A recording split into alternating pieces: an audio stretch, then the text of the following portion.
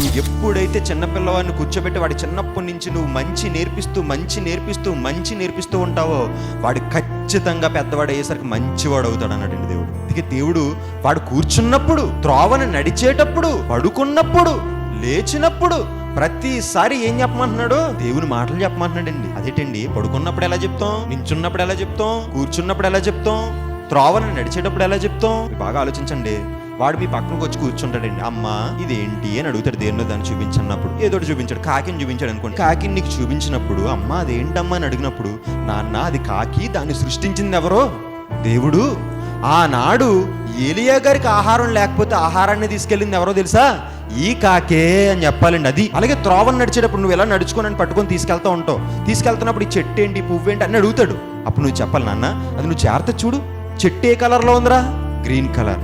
పువ్వు ఏ కలర్లో ఉందిరా? White colour. గ్రీన్ కలర్లోంచి తెల్ల పువ్వు ఎలా వచ్చిందో తెలుసా నాన్న? దేవుడు సృష్టించాడు రా.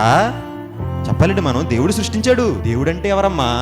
దేవుడు అంటే ఎవరో కాదు, నన్ను పుట్టించి నన్ను నుంచి నిన్ను పుట్టించాడు కదా, ఆయనే దేవుడు. నిన్ను కన్నవాడు దేవుడు అని చెప్పాలి.